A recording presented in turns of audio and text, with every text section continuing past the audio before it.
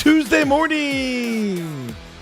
Voice is a little bit better today, but probably doesn't sound like it. I'm your humble host, Stephen McCollum, and you know him as 17-year NFL veteran, 3-time Super Bowl champion for your tying Dallas Cowboys. Dale Hellestrae's here, everybody. Day 2. He's made it here. He's got up the elevator, parked well. His car sticks out of the spot. It's so large. Dale Hellestrae's here, everybody. Actually found my way here. Remember what floor the studio was on. Remember which elevator to take. Actually, I got on the wrong elevator. How'd you get in the wrong one? There's only 2. No, I mean, I got to the ground floor, but then the one side is for floors 2 to 8. Oh. And the other ones are floors, whatever, 9 and above. And I didn't even know that. Yeah, and I'm pressing 7. Like, oh, that's right. I didn't even know that. I just, if that's the case, that's just worked out for me that I haven't done that. Yep, as you walk into that bank of elevators, it's to the right. I just always went right. Stand in the elevator and pressing the button. I didn't think you'd be left, Dale. Yeah. I didn't think you'd be left. Wow. Dale's leaning left, everybody. Bruce Cooper joins us today, Dale. I just went to the first elevator that was open. Didn't even look. You hear that voice there? Yeah, Bruce Cooper joins us today, of course, as well. Dale, we got a lot to go over here today. What are the odds that Bruce Cooper finds 40 East Van Buren? Well, first of all, I double-checked and made sure I gave him the right address, number one. Number two, he knows exactly where this place is. He just didn't know where the garage was when I talked to him. He literally worked a block away for like 20 years, 30 years, however long they were there. So that is true. He's good on that side. Yes, good on that side. Hey, lots to talk about today. Okay. First and foremost on my mind, though, as an NFL guy, rumor has it you've done some NFL stuff in your day. A birdie told me. Okay. We're going to get down to where we're going to be watching the UFL here in another couple weeks. Ooh. All the superstars disappearing. This is not good. Another one goes down last night. Tyreek Hill. Gone for the season. Yeah. Surgery. Stayed in the hospital. It was so bad. Dislocated knee. ACL, MCL, QCL, all the L's down. And stuff like that. Malik Neighbors is out for the year now. I mean, just... This is the byproduct. This is my question now, not that you have inside info, but the whole idea of not hitting in the offseason and that stuff is to preserve the body. We can't. Protecting the quarterbacks is all about, well, fans want to see these players play. We don't get any benefit if the fans don't see our superstars play. And it's been getting worse every year. This year seems worse than normal, but every year we deal with this where superstars are lost early in the season. Isn't this detrimental to what they wanted? The thing that, and again, it sucks when you have to go through it, but it makes complete sense, is your body does need to get used to getting hit. Absolutely. And making cuts and making cuts while you're getting hit and all those things. And none of that happens when you have no contact. And then not only does that happen, but you're sloppy. Offensive line plays sloppy because you don't have contact. You have I think it's 8 to 10 padded practices in a year. I think it was. Don't quote me, but I think it was Calais Campbell on Thursday night admitted he ran out of gas at the end of that game. Yeah, because he didn't play in the preseason. He's in shape. He's just not in full quarters of grinding against other giant men. Right. And stuff like that. I don't know. It's just. If I just sit back and look at this from an NFL perspective, the owners always said, we're here to protect our players. We want our players to be on the field. That's what the fans want, and the opposite is happening. Well, the amazing thing is when you look at it, I think coaches are so afraid. Because chances are if you play all your guys in the preseason, somebody's going to get dinged. Absolutely. But, again... You can't sit here. What's so weird is you're kind of damned if you do, damned if you don't. 100%. Because if you play Neighbors in New York, or you play Tyreek Hill in the preseason, they go down. You're going to get lambasted. face. Yeah, you're gonna be like, it didn't even matter. Yeah. Well, does it matter now if you played him or not? Yeah, you're not even out of September That's yet. my point. This would be different if it was November, end of October, November, beginning of December. Right. It would be different. But look at the superstars. Forget about the receivers and stuff. Look at the quarterbacks you've lost in the first 3-4 weeks of the season. Not including Russell Wilson, who was just benched. It just feels like it's worse for him. But it's just what are we doing? Dolphins games are unwatchable now. Tyreek Hill might have been the only reason to watch the Dolphins this year. Yeah. And one to see where he'd get traded to and stuff like that. They're unwatchable now. Are the Giants now? You got Jackson Dart, Cam Scatterboo, but you watched the Giants because of Malik Neighbors. You wanted to see what he would do out there and stuff to that effect. Is anybody paying it? Did anybody stick around and watch the whole Bengals game last night? Anyone? No. Anyone? With Browning the quarterback at that point? No, it's the point. And it's just like, what is happening with the NFL? I don't know. It just strikes me as a nerve that that's what we were fed. Our fans want the best players out there, so we got to protect them. And the opposite's happening. And I find it really annoying that they lectured us on that, Dale. And now they're all going down. And injuries happen. I'm not disputing that. Well, I just looked at you got Joe Burrows on injured reserve, Jaden Daniels on injured reserve, Rashawn Slater, the star left tackle for the Chargers, and maybe his counterpart John Alt might be going on injured reserve. I think if he's not there yet, he's on his way. Nick Bosa, Brandon Ayuk. Yeah. You just go on, and then you add these guys. Well, Ayuk did happen last November, so take that one out a little bit. But it's the same point still stands, but at least it was later in the season. You got C.D. Lamb. You've got Lamar Jackson. You got, we said Neighbors. Yep. Ricky Pearsall went down. Oh, I forgot about him going down. It's like it's crazy. What Brock Purdy came back last Sunday. Yeah. He's going to be out for another several weeks, re-injured the toe on top of it, and bringing him back to early. Did he get hurt on Sunday? He did. They're saying very questionable for this weekend. Yeah, re-injured the same toe, by the way, and it's turf toe. So rushed him back into that situation, and now he's probably going to miss even more time because of it. Yeah. I was just sitting there last night, and I just had the games on. I had zero rooting interest in these teams whatsoever. Right. It was just like, why? And I hate the overlapping Monday Night Football games. Are we done with those? I hope so. Are we done with those? I hope so. I'm watching the Dolphins and it's going into halftime, and then it's like, oh, the Broncos game started. I turn over to that, and then I miss something in the Dolphins game, and then I turn back, and the Broncos have and I'm just like, what am I doing right now? What am I doing? Just stick to one and stuff like that. It's just I don't know. It just struck me as a nerve last night where I'm just watching all these people go down, and they're the people we want to watch. This isn't, I don't want to name a player because it'll sound degrading, but this isn't the fourth, defensive lineman that went down to where, or where nobody even knows if they're on the field. Right. I'll just say, since I'm kind of upset with him, Darius Robinson here in Arizona. That guy hasn't done anything this year. So if he went down, you'd be like, all right, won't miss him at all. But you lose Calais Campbell. Yeah. You're going to notice that. Or you lose James Conner instead of the ninth offensive lineman. Exactly. Trey Benson is probably out this week. I got a bad feeling about Trey Benson. Really? He didn't practice yesterday, and they are quiet. There was no, Trey's just dinged up. He'll be back. He'll practice later on this week. I have a bad feeling Trey Benson. And then then the big true sign, they elevated Michael Carter to the 52-man roster on Monday. Usually practice squad guys don't get technically elevated till end of the week. Right. And they did it yesterday. Tells me Trey Benson, now hopefully you don't need him against the Titans because they're not good. So hopefully you don't need him.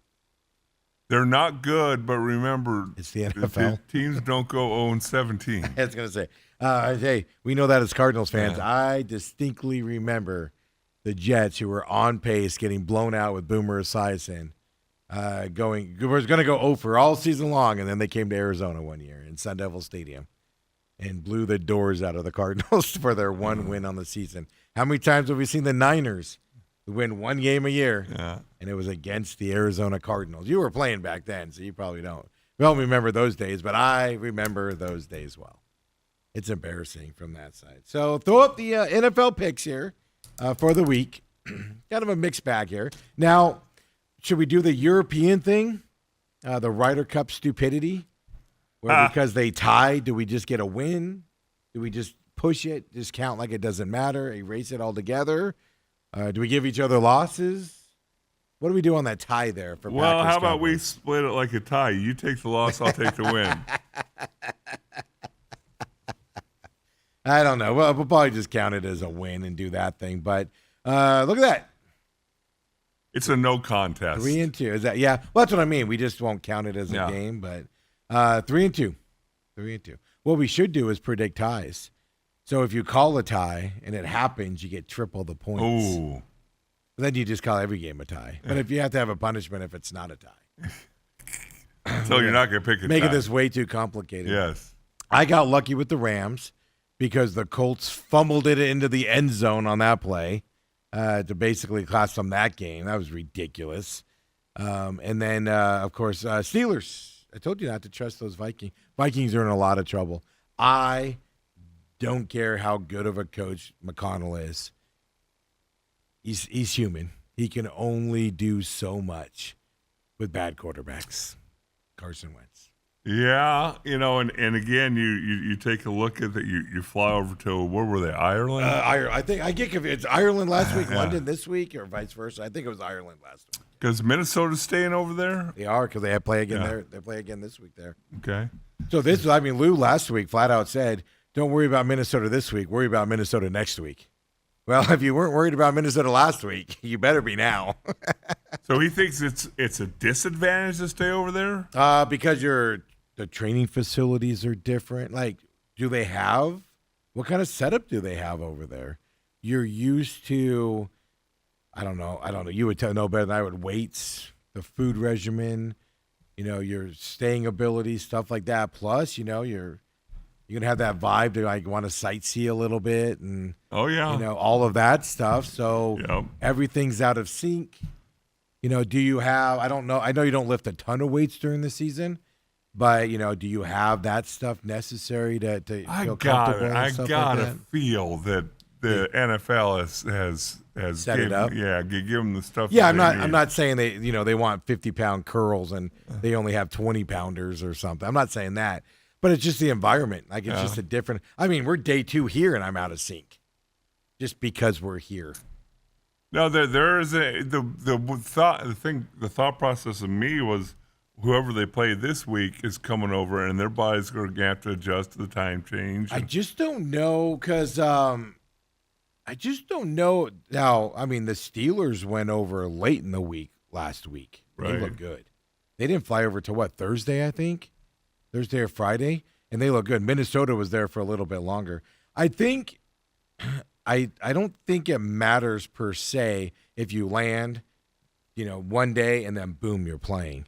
I think it's a quick turnaround to where your body can kind of, you're not going to be shelled. It's always fascinating because people tried so many. I remember being in Buffalo and we were playing Seattle, and for some reason, like in 2 or 3 straight years, we played them. Yeah. In Seattle, and I think all 3 years we tried something different. That's a long. Seattle's the farthest place on the West Coast you can travel to. Yes. And Buffalo's almost as far east and north. Yeah. Definitely north. But we tried, going out early the morning the day before. Then we tried out getting in there like at 11 o'clock at night the night before. So you go to sleep, get up, and play. Yeah, you fall asleep right away. Yeah. And it was interesting because in '88 we played in there. We were really good. We went to the AFC Championship game and we won. Bragger. And the other 2 times we weren't very good and we lost.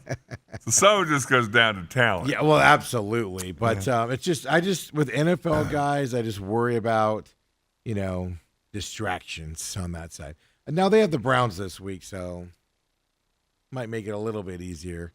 Browns aren't as good as the Steelers, for that. But the other thing, like I was fortunate enough to be able to play in Japan and London and Canada and Mexico and all that in the preseason. And it's always interesting because if you're a guy who had the team made, you were doing the sightseeing and you were, you brought your wife and you did but those that was kind of preseason things. stuff, right? Yeah. Right. But the guys who were trying to make the team, They're hunkered down in the hotel room. And, they're doing studying. Right. They're in. They're making sure the trainers see him for, for treatment and stuff like that. That's hilarious. Here's the interesting thing that I see here, right? For the NFL side of things, is the Ravens are in a lot of trouble. Their defense is atrocious. We have not heard Lamar Jackson's status as of right now. Right. How long he's going to. My take on this is if they took him out of that game the other night, it's bad enough. He's going to miss probably a week or two. And then the Ravens have an early bye on top of it.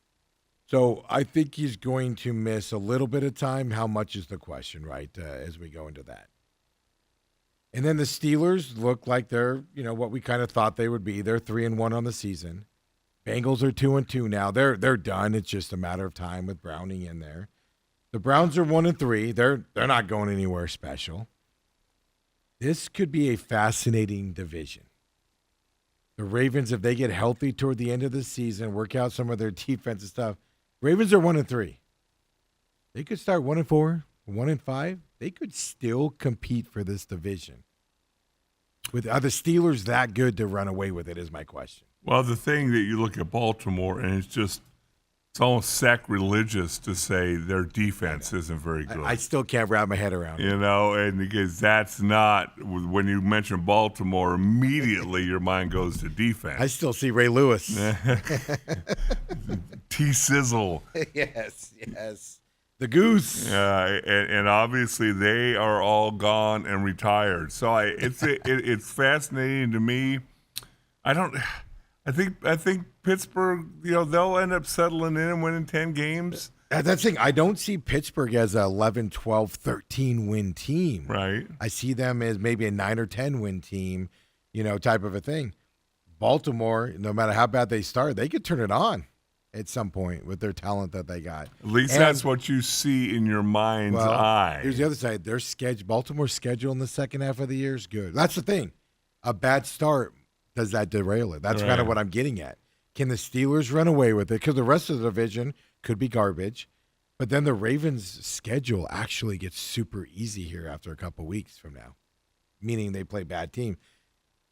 But how does a bad start affect the psyche and the team moving forward is my question. John Harbaugh looked defeated. It's the first time I'm John Harbaugh is one of those coaches that I feel you should have moved on from him a few years ago.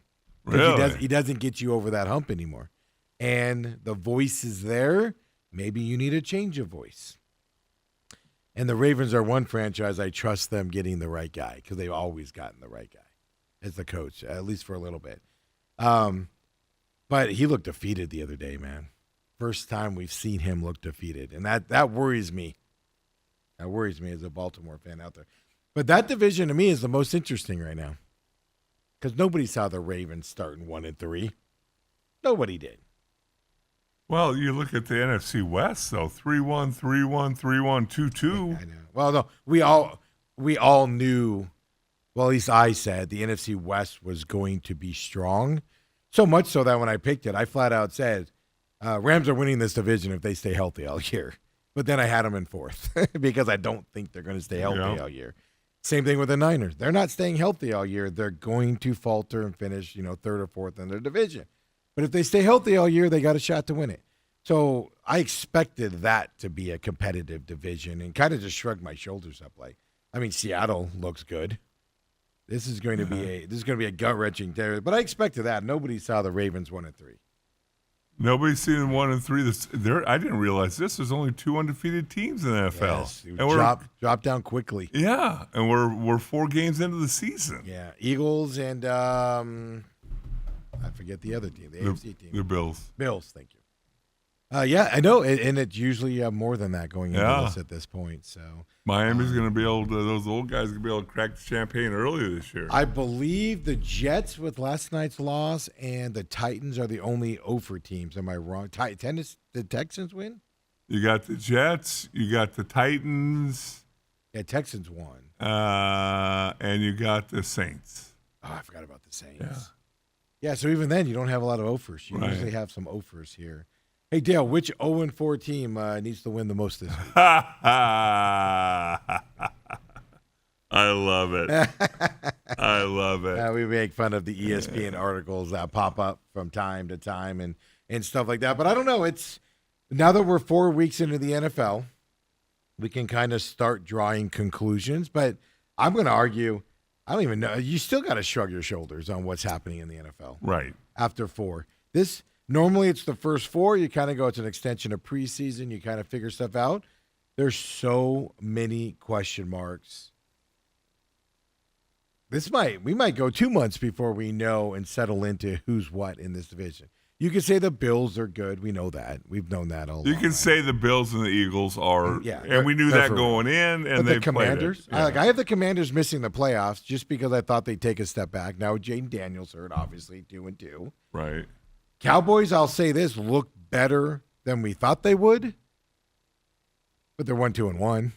It's not like they're winning those games to impress you. I mean, they can't stop a cold. Yeah. So, if only they had a Micah Parsons type player on their team, But they do look better.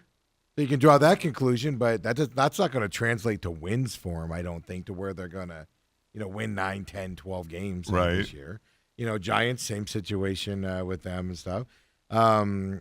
Lions, I don't think we know who the Lions are, but the Lions are going to get better as the season goes on, right? So, but other than that, I mean, Green Bay, there's serious question marks on them these last couple of weeks. I don't know if there's a team out there other than the Philadelphia Eagles and the Buffalo Bills where you can't find something that could. So after 4 weeks, it's kind of like this is our official conclusion here on the main event. You know nothing. We're just going to shrug our shoulders. And a lot of that has to do with injuries, though. That's the sad part of it. Right. And they got to figure this out. Guys are going to get injured. I mean, when you played, you'd always hear of somebody blowing out a knee, preseason or early in the season. You'd be like, oh, man, that sucks. But it was like 1 or 2 people. It wasn't a rash of them. Every week games, it's somebody is down for the season and having major surgery and things to that effect. So Bruce Cooper joins us here in a little bit. But, Dale, before we get to that, and Major League Baseball playoffs start today. We have a lot to talk about with the Diamondbacks. I told you guys yesterday, and we'll talk about it with Bruce. We've been telling you here on this program for 2.5 months, Torey Lovullo's coming back with this team. But I've been telling you, you're going to learn what the ownership thinks. Boy, did we learn what the ownership thinks yesterday. How did we learn that, Steve? Ken Kendrick opened his mouth and told us. We'll talk about that coming up. But more importantly, we've got playoff baseball starting. You got that. Also, just real quick, Bruce Bochy got let go in Texas. Well, that's what I want to talk about around the Diamondbacks side of things. Okay. Who was in the World Series a couple years ago? It was Diamondbacks and the Rangers, right? Are you sure? Because all I hear from people like you, Dale, people like you. Yeah? Yeah, but Torey made the World Series a couple years ago. Torey made the World Series a couple years ago. Torey made the World Series a couple years ago. He's a good man. You made the World Series a couple years ago. You should take that into account. You know who didn't take that into account yesterday? Texas Rangers. That? And they won it. Bruce Bochy won the World Series. And they've pumped money into that team. They have talent on that team. It's an even parallel between the two teams. And one team said, we're good. We're going to find somebody else. And another team said, we like what we got here. We're good. Yeah, but the Texas Rangers, their last 10 games, they were 2-8, and the Diamondbacks finished with a flourish 3-7. Great. And you know what? That saved his job. And you know what? They're both watching the playoffs for a second year in a row from home, Dale. Yeah. The same thing. It is if you're Bob Melvin was let go by the Giants. Giants were like, we're not putting up with this. The Tigers fired their manager yesterday. I'm sorry, the Twins. I apologize, not the Tigers. I have the. I was going to say they're starting the playoffs, aren't they? I have the playoff list in front of me because we're going to pick our first round winners, our wild card winners. But the Twins let their manager go yesterday. They gutted that lineup. They have like 2 people under long-term contract on the Twins. They were trying to sell the team. They were gutted the team galore. That manager has won 3 division titles in his time there in Minnesota. 3. Torey Lovullo's never won a division here. Torey Lovullo's been to the playoffs 2 times in 9 years. And even the Twins, who gutted their roster, they didn't say, you know what? We can't evaluate the manager based off of our moves this year. We can't evaluate the manager because of the injuries we've had this year. You know what the Twins did? Thank you for your service. See you later, Tiger. Or see you later, Twin, I should say. The Texans, what are they? Texas Rangers. Thank you. I'm on a rant here and I'm all confused. The Rangers went to the World Series and won the dang thing 2 years ago. They upgraded their roster. Tons of injuries in Rangers land. Tons. And did the Rangers wake up yesterday and say, you know what? We can't evaluate our manager because of the injuries and the way the organization is. Nope. The Rangers went, see you later, buddy. See you later, buddy. Heartless. Thank you for your World Series win. We'll put a plaque up for you as a memory. But have a good life. They're heartless. We don't want you here anymore. They don't care. And there's one team that looked at us yesterday and said, we don't care about winning. We don't care about the support from the fans and how much you guys want to win. Here's 2 middle fingers. We don't care to win. See you next year when you suckers buy tickets to the stadium and sit in the long food lines and all of that stuff. We got our millions of dollars from you suckers to upgrade our stadium because we don't want to do it ourselves. And you know what? We're not going to win. We're fine being mediocre. I think those were the exact words Ken Kendrick said on 98.7, wasn't it? Or do you go, you know what? We don't have a whole lot more money to put into this thing, so we're going to just kind of eke it out next year. Yeah. And then maybe make wholesale changes. They didn't say that. They flat out said they liked. How are you going to say that? How are you going to say that? Say it. Be man. Oh, he's under contract for another year, and we know we're not upgrading our lineup. Dude, just say it. You would go. Just say You're already putting on next season. They're putting on next season. I tell you right now, they are. We know they are, but that doesn't mean you come out and say it. The ownership of the okay. Then we were hearing. You mentioned it yesterday. We were all hearing how upset Ken Kendrick was. Yeah. At the disappointment of this season. That was not a disappointed man doing an interview yesterday. That was a man that was perfectly fine with Ketel Marte being told to take days off. That was a man that was perfectly fine with guy going to a bullpen game on a playoff run. That was an owner and a man that is 100% on board with what this team is doing right now. That is not a man that's disappointed that the season went astray yesterday. Period. End of story. That was a man that is perfectly fine with star players not playing when it matters, Dale. And that's what was most disappointing yesterday. He, as an owner, does not care to win. He likes the way it is. He doesn't want to push it. And that's sad to see. After these last couple years, he's got a lot of positive for pushing this team to that side. And then this year he goes, you know what? Ketel Marte has too much wind at his back. Let him sit out. He even said yesterday, Dale, I think the Ketel Marte All-Star thing was blown out of proportion. Really? See, I did not hear that part. I think it just got blown out of proportion a little bit. Ken Kendrick said, in all intents and purposes, go get on your plane and fly home and not tell us. That's not good. I would not agree with that.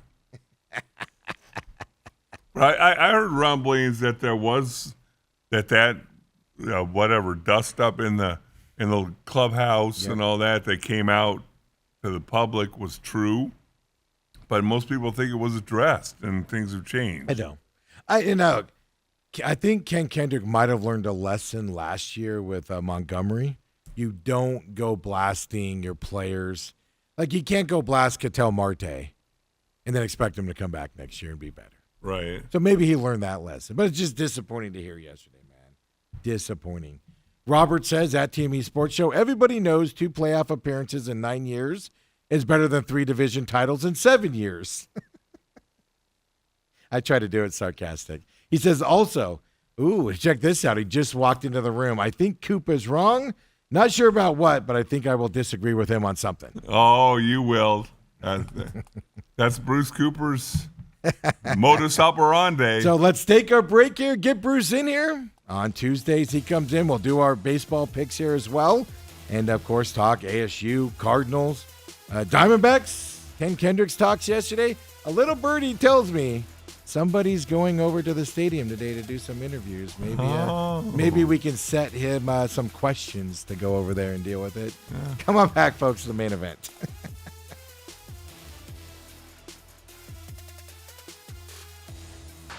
And we're back here. Main event. Bruce Cooper joins us. Found the building, got up here.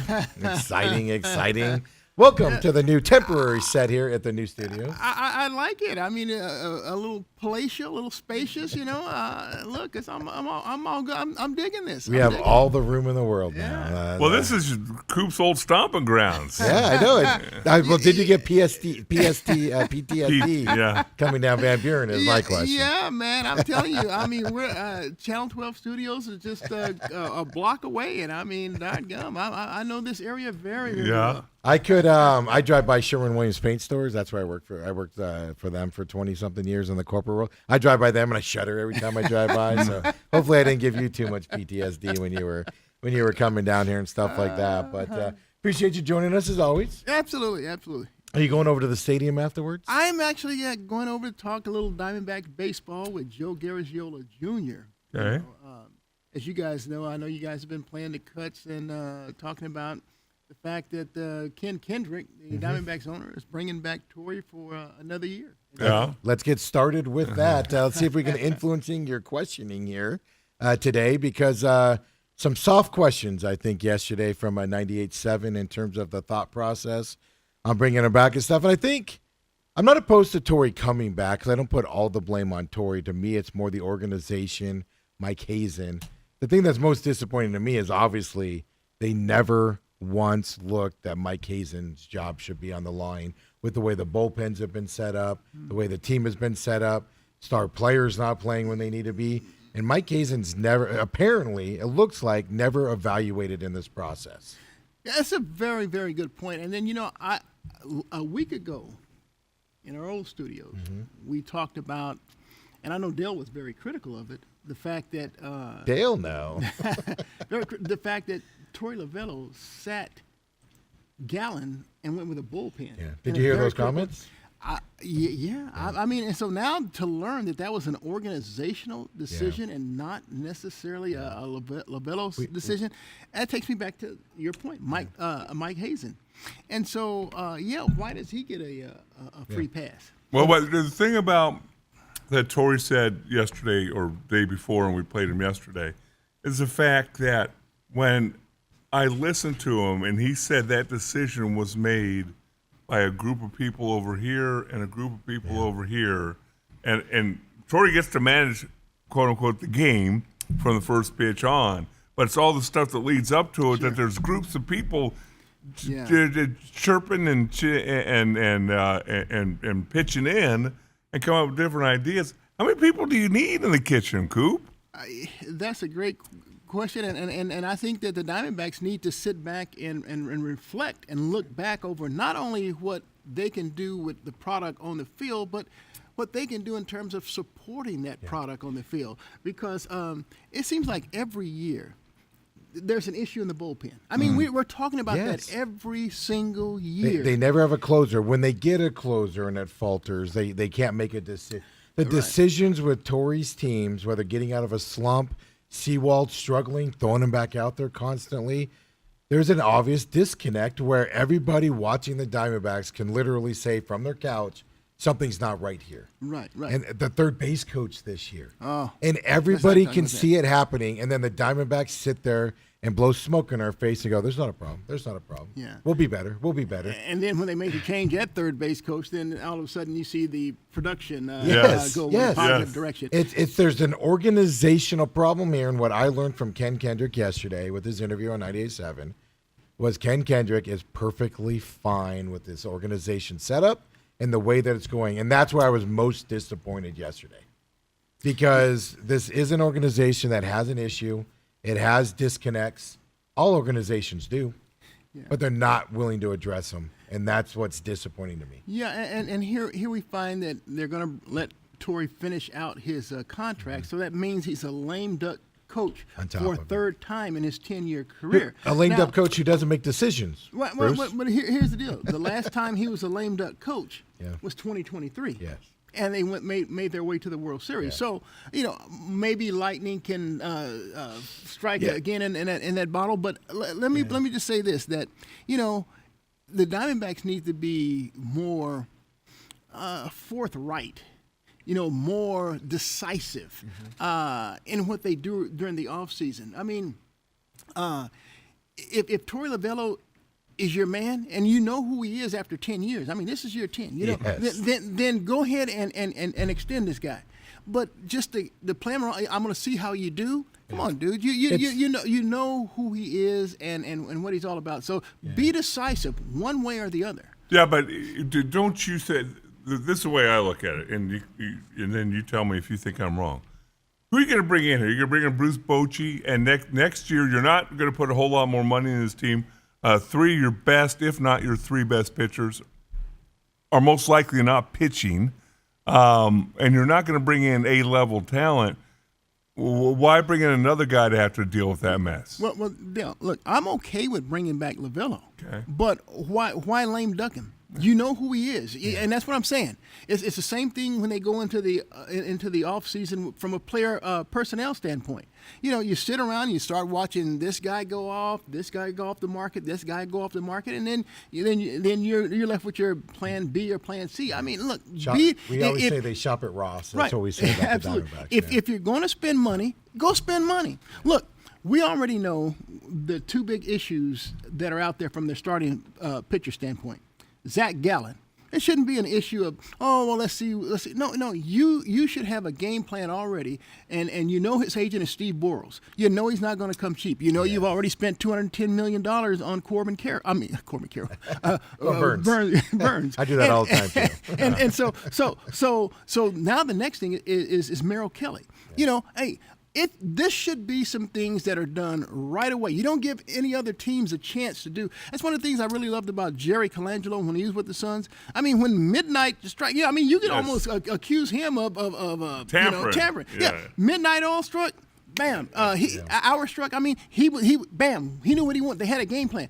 The Diamondbacks should operate the same way. They should have a game plan and know what they want going in right away. They won't. Instead of reacting. Right. Yeah. And So they'll say, "Oh, Gallen, go get your offer and come back and see us, and we'll see if we can do it." That type. of stuff. And so from that standpoint, I don't like. And so now there's issues at first base.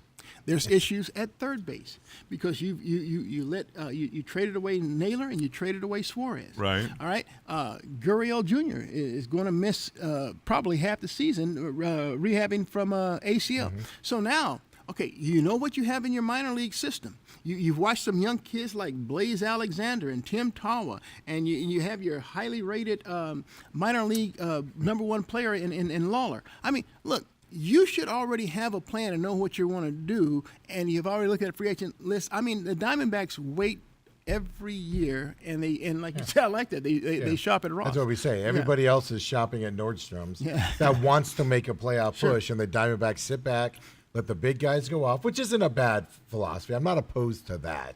Well, The big guys go there's a reality part of it too. They don't have the right. bank. I understand it's that. like we're not like Coop. Like Coop, he's always just shopping at Nordstrom's. We shop at Ross and every once in a while we're going to. But the difference with Diamondbacks is when they go into Nordstrom's, they go get distracted by this shiny object.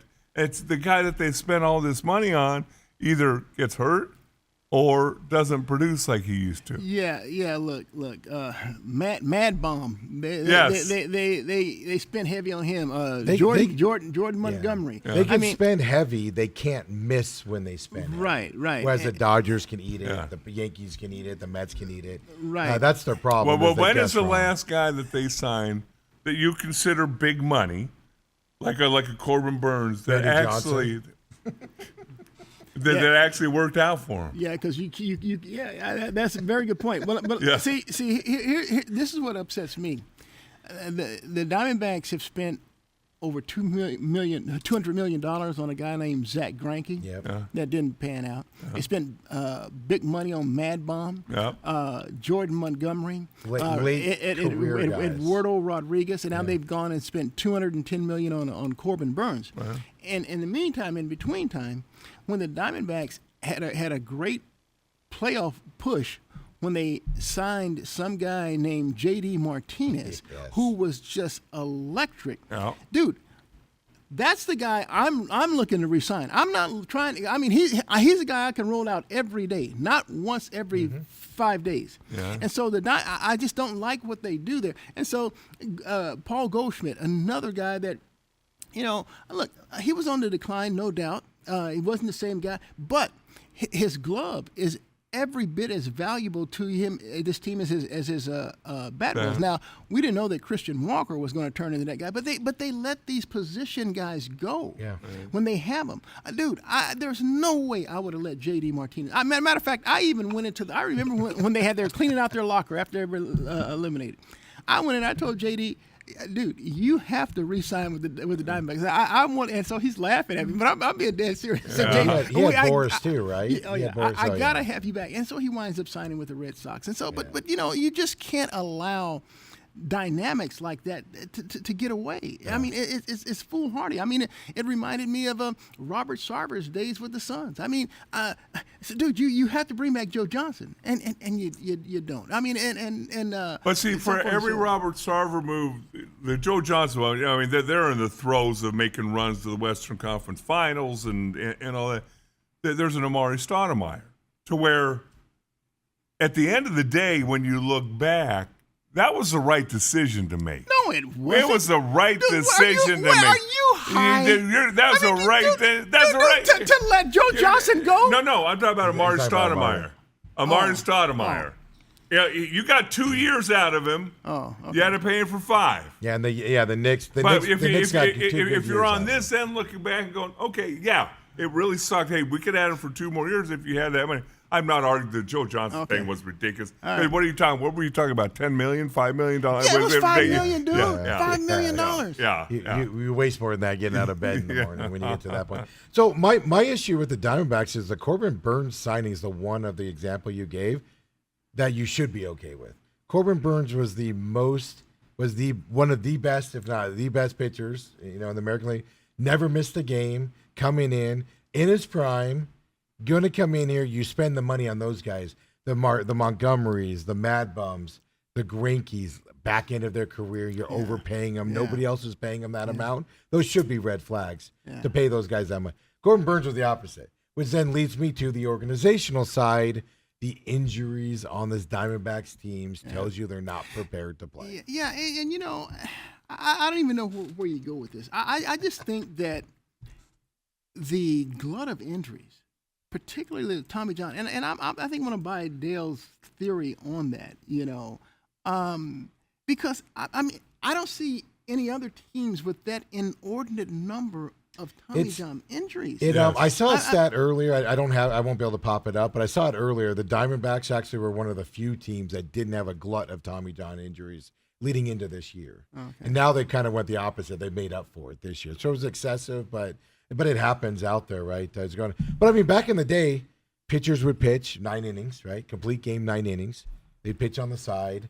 Then when the offseason happened, they'd take a month off, and then they'd start throwing again. Nowadays, pitchers don't do that type of stuff. They take their time off. They get pushed because, there's a playoff push coming, and, we don't want them to feel bad the day after their start, so we have to go bullpen game. And you're babying them from that perspective cannot be healthy Bruce, for your arms. And it's a great topic, and maybe it's something that we address as a whole. But we were talking before you got here about football injuries, and they don't play in the preseason. Right. They don't practice in pads. You can only have 10 practices over 4 months in pads, and when you put them on, you don't hit. So offensive line blocking goes down. These not soft tissue injuries, non-contact injuries happen more often because your body's not used to that. Same thing in baseball. These guys. I always would say if I'm a baseball player and I get off to a slow start every year, like Paul Goldschmidt used to confound me. Right. Oh yeah, he always gets out to slow, and then it comes about in the middle of the season or whatever. I'm like, well, change your off-season routine. Because if you come into the season bat and you're starting off the season batting 300, then it's easier to go up to 330 than it is starting off the season at 200 because it's a slow start for 7 straight years. Change your off-season routine. Yeah. And we'll get into football injuries, but that's ridiculous. Yeah, but that's kind of my problem with the Diamondbacks as well as an organization. They go to the World Series run. Mm-hmm. They come back that year, and we made fun of it here. It's like yesterday. Gallen was sitting there every time. Well, they were missing starters. Were missing starts in preseason in training spring training. Thank you. Because we put 30 extra innings on my arm on that World Series run last year, so we got to prepare for the playoffs. And then this year they quelled that a little bit, but then they started saying things like, well, it's a long season. We need to ramp up into the season. So April, we don't win it in April, so we need to ramp up through April and be ready to play come June, July, August. Yeah. It's just this organizational BS. And then, as I said before you got here, Ken Kendrick yesterday with his interview, keep Torrey, don't keep Torrey. He's not the problem. He's part of the problem, but he's not the problem. Keep him, don't keep him. There's an owner here now that we have learned likes the way the organization's run right now. He likes the fact that his players aren't pushed. He likes the fact that they don't push hard for the playoffs. They have, if not 2, if not 3, they have at least 2 of the best players in baseball on this Diamondbacks team right now. Perdomo, Marte. Yeah. Throw Corbin Carroll in there, maybe for the 3rd, right, or something to that effect. This team should be in the playoffs every year. They have a better roster than the Reds. They have more talent overall than the Mets do, which just, of course, faltered and left off there, right? They have similar talent to San Diego. It's a step down from San Diego, but they can compete with San Diego, right?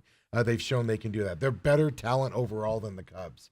And this owner yesterday went on the radio and made excuses for why his team is like it is. That's not an owner that cares about winning and wants to win here, in my opinion. And that's what was most disappointing yesterday. Yeah, look, the New York Mets were 21 games over 500 at one point. You said Pete Alonso, they're locked in. Yeah. They went on this precipitous fall. I mean, New York Mets are walking around with bags over their heads today. But at least their ownership can come out and with a razor blade tongue. He went to Twitter literally hours after they were eliminated. Steve Cohen, the owner, and thank you, fans. We're gonna get this fixed. Whatever.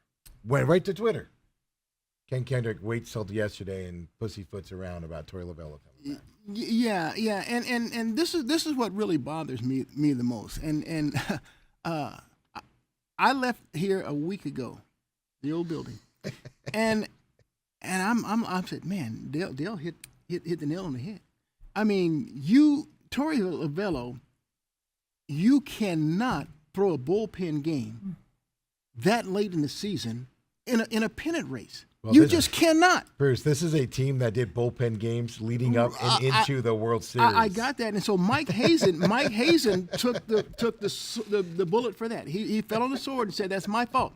So, but then to come back here a week later and learn that this was an organizational decision, which meant that it went through the owner as well, as far as I'm concerned. Mm-hmm. And they say, okay, dude, what part of wanting to win doesn't, drive you? Well, did you see the interview with Zach Allen?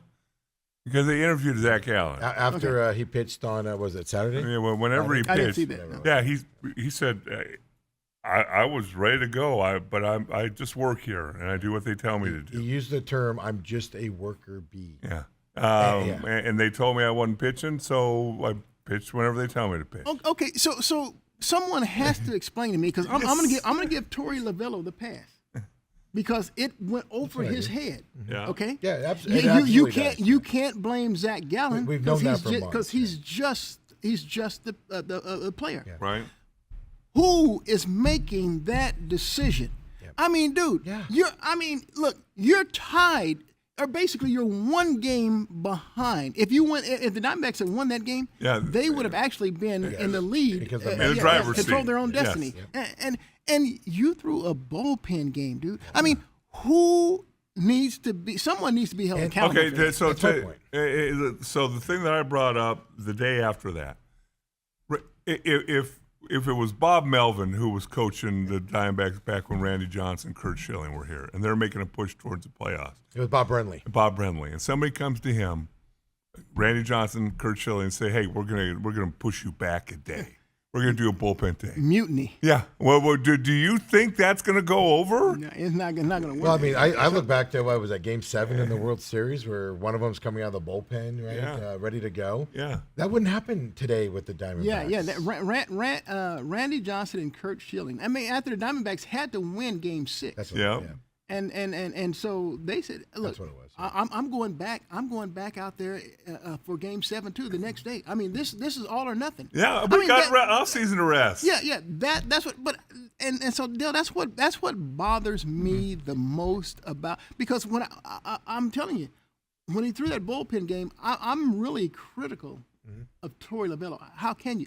Now I find out that it's people above him. It's like, dude, what part of wanting to win for your fans and for yourselves Yes. and the organization don't you understand? How many focus groups do you need? How many focus groups do you need to make a baseball decision? How many nerds on You computers know. doing analytics do you need to tell you you're making the wrong choice? It's the question. it's disheartening. Well, I will defend the Diamondbacks on this front. Dave Roberts with the Dodgers does not make decisions either. You know, and they've struggled in the playoffs. They've lost in the playoffs a lot. But I don't because of believe the same type of a look. situation. The Dodgers and granted they have the money to spend. Yes. They'll spend the money. But here's the deal. I don't think that they ever make decisions that interfere with winning. I just they don't believe they don't have a hot hitter, and then they inexplicably he's had 2 great games of hitting, and then they take him out of the lineup to cool him down. Because analytic, he's been hitting hot the last couple of days and on fire, but he needs a break, so we need to take him out of the. We got a right-hander coming up now. Yeah. Nobody does that except for the Diamondbacks. I watch a lot of baseball. The Yankees don't get managed that way. The Cubs don't get managed that way. Cleveland doesn't get managed that way. There's some of that. There's some of that out there, guys. There is. It's not. Well, the Diamondbacks are there. The analytics Diamondbacks- has its place, but I mean, Diamondbacks take it to another level. Right. Yeah. At some point, and I think we talked about here on this show as well. I mean, look, the Diamondbacks had a crucial game against the San Francisco Giants. They're in a position to sweep, and we see a beautifully pitched game, a complete game. Matter of fact, it's 0-0. Yep. Yep. I mean, Brandon Font was the man, Yeah. and so the Diamondbacks have a chance to win this game. Yeah. It's bottom of the ninth, bases loaded, 1 out. And I'm telling you, you have a chance to, James McCann, Yep. more of a contact hitter than, He can lay down a butt. than Adrian Del Castillo, or, yeah, who's more or- more of the boomer bust guy. Exactly. And Young guy. and he went up and he bust strikeout. That's one of those Dude, instances, though, where everybody at home, Bruce, was like, what are you doing that? And then after the game, and then that's the situation where Torey says he has control over. That was Torey's decision. Sure, that was because you know what he does, and that's what I said. I said at the time, I love to see him manage more with his gut as opposed to always trying to play the percentages. He did that early in his career and had success. Yeah. And then it just switched on him from that side. But I mean, the other side of it is, as we wrap up this hour here, and we can probably get back into it again. But keep this food for thought. I brought it up. Everybody brings up the World Series year, and that wasn't a perfect year for the Diamondbacks. Same issues we have today happened in the regular season. They got hot in the playoffs. It went their way. They made it to the world. Give them the credit for that. But you got to look at the season as a whole. The same team that they just played in the World Series and won it have a manager that they know really well as well, and they moved on from him yesterday. And the Diamondbacks say they can't evaluate Torey Lovullo based off of his season this year. Utter garbage from Ken Kendrick yesterday. We'll talk about that and more. Cardinals, get Bruce's thoughts on that Cardinals game the last Thursday as well. And the injuries around the Cardinals. Does he remember Bruce? that far back? I mean, right? Coop's old. Trey Benson's hurt right now, so we have a running back problem with the Cardinals. All that and more, second hour, main event. Come on back, folks, with Bruce Cooper.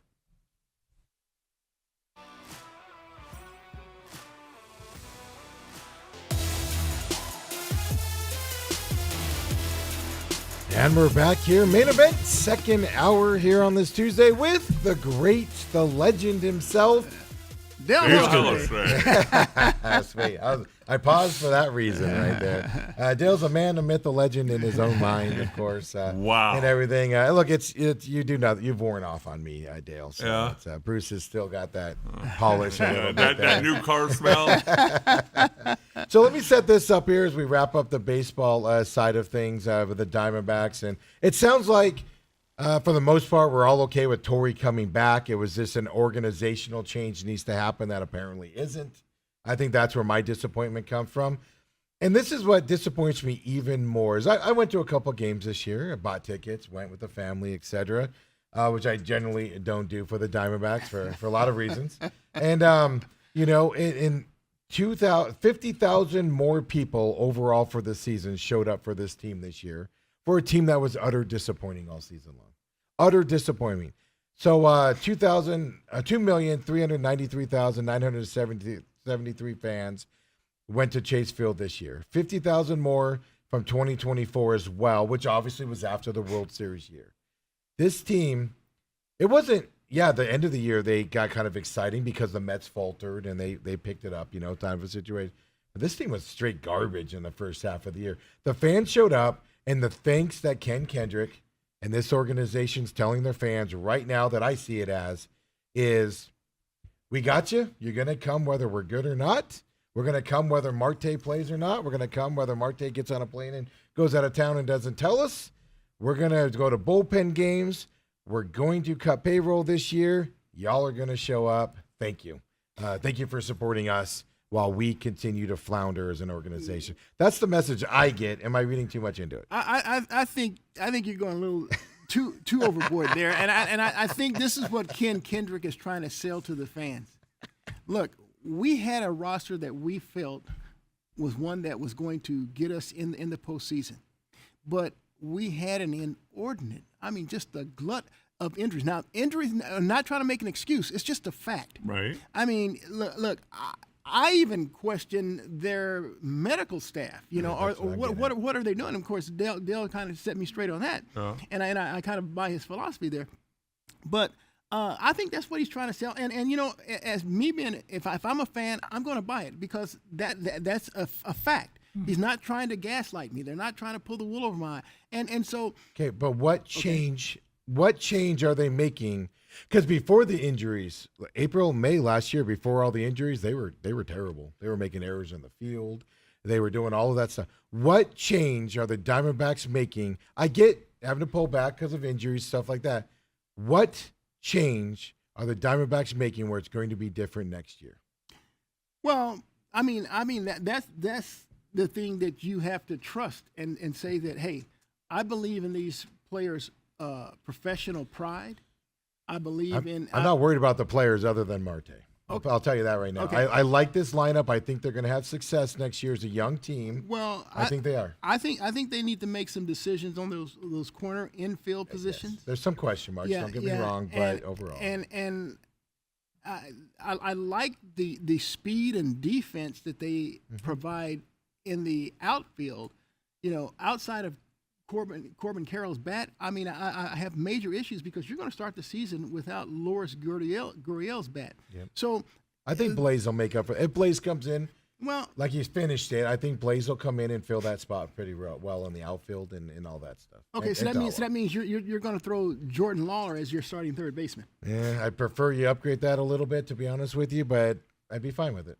Okay, so who are you going to first base? Let me tell you something. The Locklear, I believe is his name, that they got in the trade. He's not ready. I'm not sold on him. Now I'm okay with Pavin Smith as a left-hander, but they're starting to platoon that, and I think it's not a bad idea. But so I think there's questions there, and there are people out in free agency that the Diamondbacks can go get. And keep in mind they have some young talent that is coveted by other teams, and it takes me back to the year they traded Dalton Varsho to the Toronto Blue Jays. Yeah. They got 2 starters out of that, Gurriel and Gabby Moreno behind the plate. They have some talent that they can trade and try to bring some people back. The thing I'd say on first base is, why not get ADC over there, Del Castillo?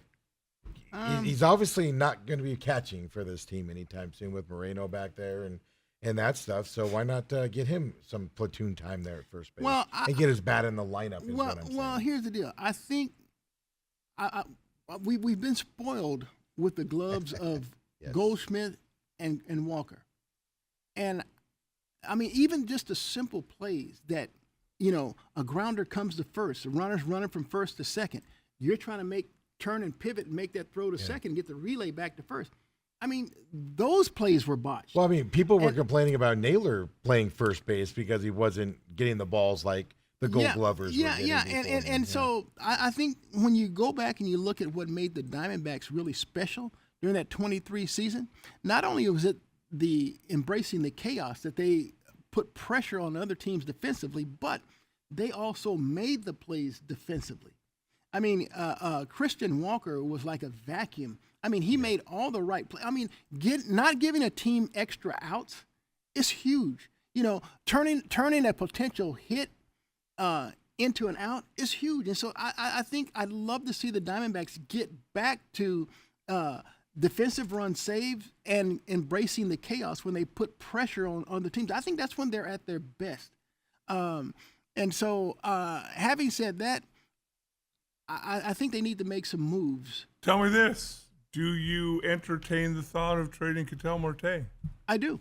Because I've said that, and I think we may have talked about it, but the clubhouse is a big thing in this too. Sure. And now, do you believe what you heard, that it was addressed? Ketel apologized to his teammates. Well, we heard him do that. Yeah, and was that heartfelt, or have things changed?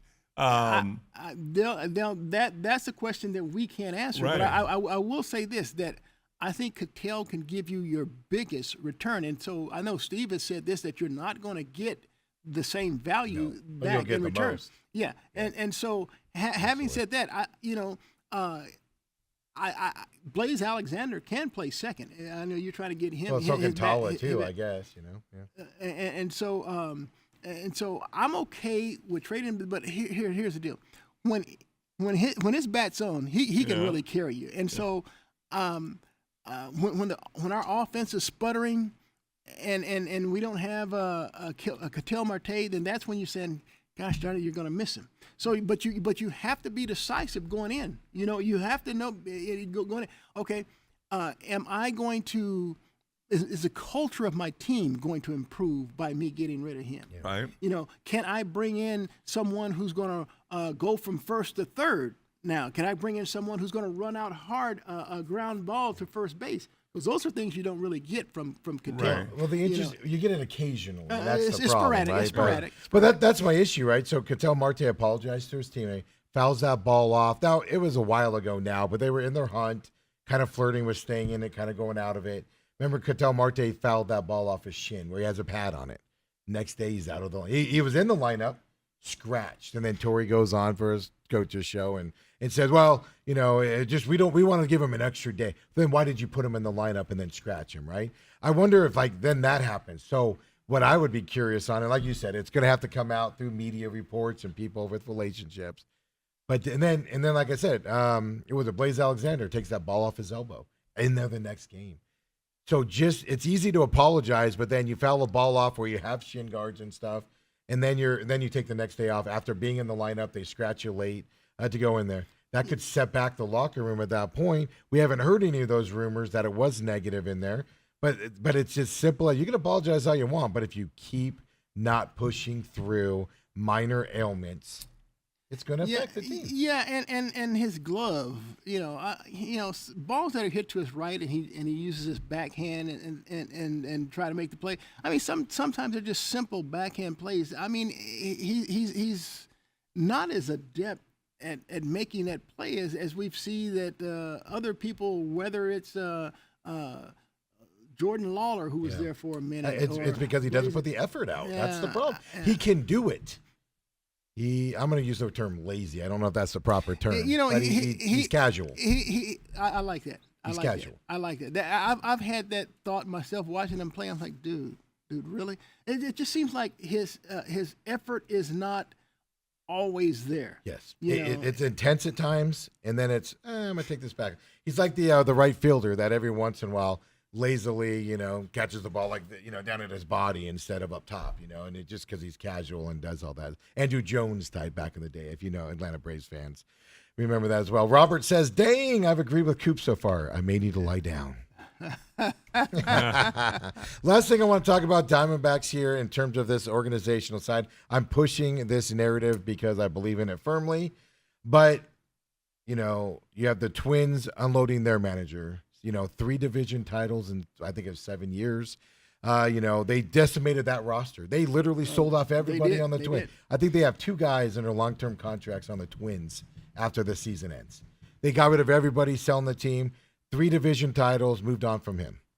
The Texas Rangers, 2023 world champions, added payroll to the thing, very similar to the Diamondbacks, underperformed, missed the playoffs the last couple of years, tons of injuries on the Rangers as well. And they said, you know what, we're going to move on from you, Bruce Bochy, as well, right? So 2 guys. After 9 years, the Diamondbacks are still trying to sell us.